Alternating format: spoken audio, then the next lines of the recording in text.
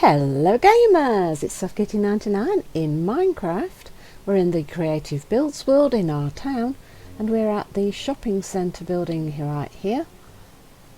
In the last episode we added our clothing shop and you can see all the things through the windows. So let's go to the next shop along from there, and I think we're going to turn this one into a bookshop. That should be fairly simple, shouldn't it? Right, so the first thing I think I'll do is I'll come find the centre of the wall and put the I forgot the name of the block. The cut sandstone straight up the centre of the wall, so it looks like we've got a support structure.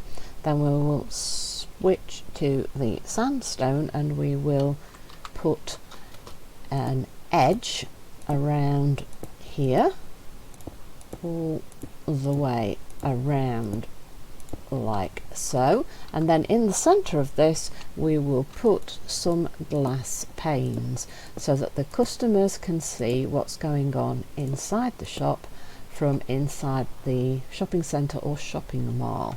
And then in the second half of this, what we're going to do is we're going to add our door space. So we've got 4 blocks wide, so at the 2 sides we're going to put in our support structure at the 2 sides, and I'm going to have a 2 wide 3 tall open door space for people to come in and out of the bookshop.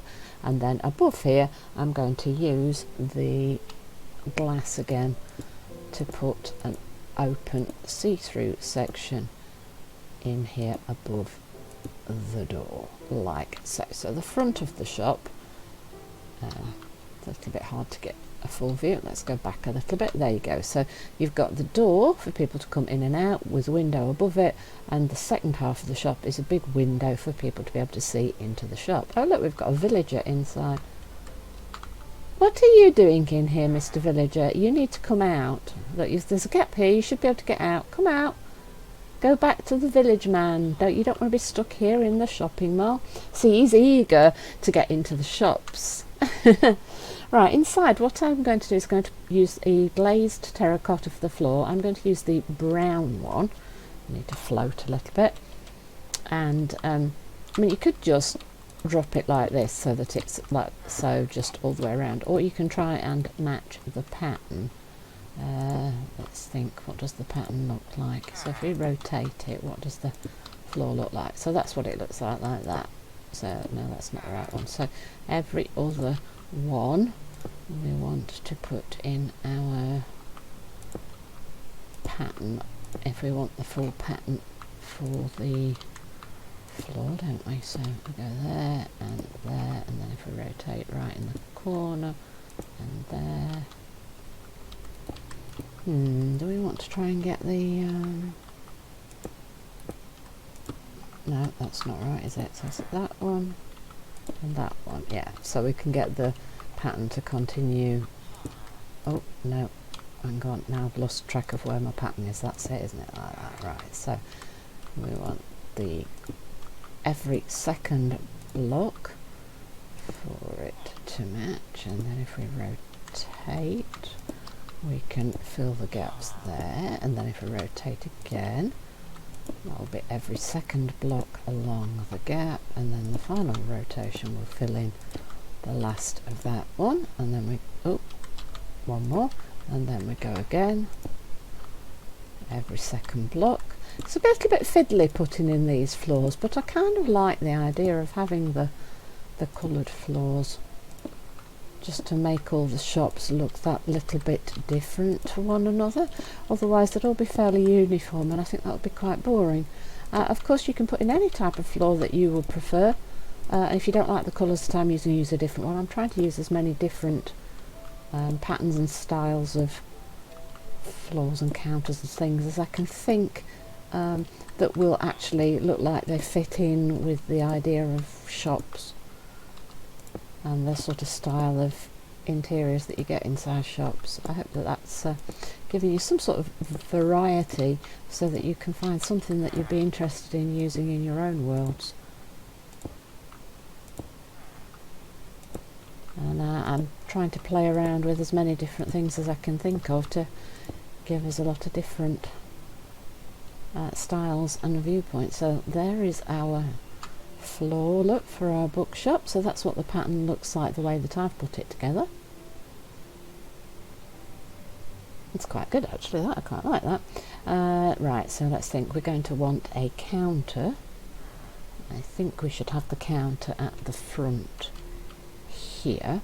I'm going to use the dark oak stairs for mine, and I'm going to start right one space away from the door, and I'm going to use the stairs, only I'm going to put them upside down like that, so you've got this L shape, so your customers will stand here and your staff will stand here.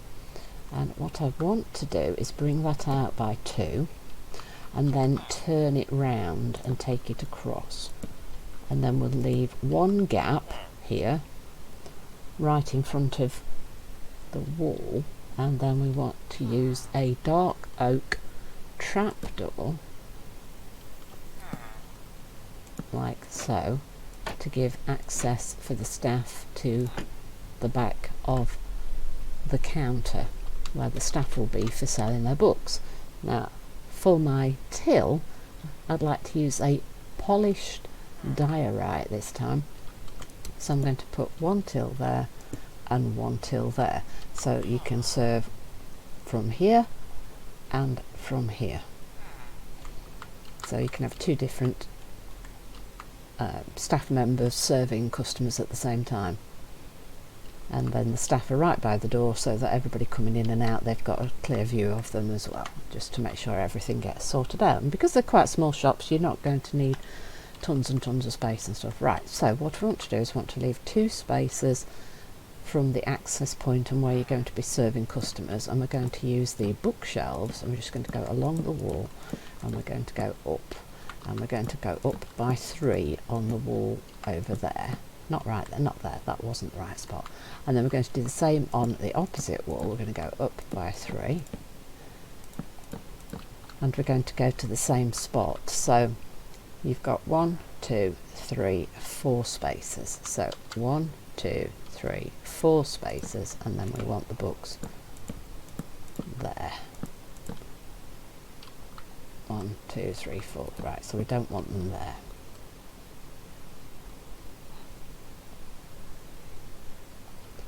And then we're going to do the same in the gap between the windows.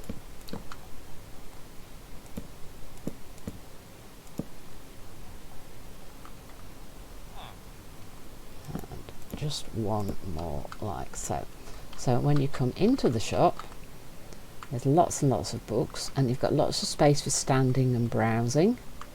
And there's here where you come to pay for everything, so you've got lots of space for standing and browsing in both spots. And then over here, what I'm going to do is I'm going to put 1 block there and 1 block there, and then I'm going to put enchanting tables in the middle so that it looks like you've got some super duper special items on display over here.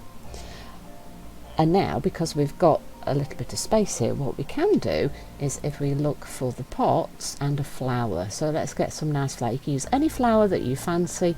I think I will use the... Can we use the lily of the valley? I don't think I've ever tried to use that one, so why don't we use that? And then we want the pot, which should be down by the bottom. There you go, there's the flower pot. And I'm going to put a pot there and a pot there, and then I'm going to put my lily of the valley, because that's a different flower. I don't think I've used that for any of my builds before, because that's one of the new ones, so I'm going to put those there like that so that we've got this display. And then if we look for the lantern, we can add a little bit of extra light just above where these special items are. So if we put 1, oh, we can't, because they need to be on the roof, don't they? Oh, that's a shame. That could have been quite nice, couldn't it, if we'd have had a... Yes, we can't put those on the wall, can we? So we'll need something else. We're going to have to just use a torch, aren't we? Because That's the only thing that we can add. So if we put them just there like that, that gives you an extra bit of light there because it's quite dark. And I think I'll also put a little bit more light here above where the staff are going to be, just because it feels a little bit dark in here to me. So I like that extra little bit of light. And you can also, if you really want, add a little bit of seating. So if we go for a different type of wood, let's go for, no, we want stairs. Because people will quite often want to sit in a bookstore. So if we grab some stairs, we could put a couple of chairs for people to have a little rest over there by the windows. So if say you've got someone browsing the books, then someone who could just sit down, or a little child could sit down with the book and take a look at the pictures and see whether it's really what they want to buy before they make the purchase.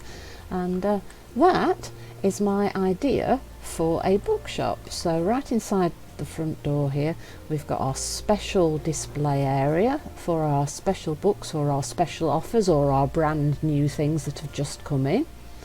And then you've got your standard rack, so maybe you would have the historical books here and the encyclopedias and the textbooks here and your novels here and your DIY and hobby stuff over here, or however your particular shop has decided to categorise, so you know where to go to look for what you want. So that is my idea for my bookshop. Hope you've enjoyed today's episode. Please don't forget to like, comment and subscribe, and I will see you in the next one. From SoftKitty99, goodbye and happy gaming!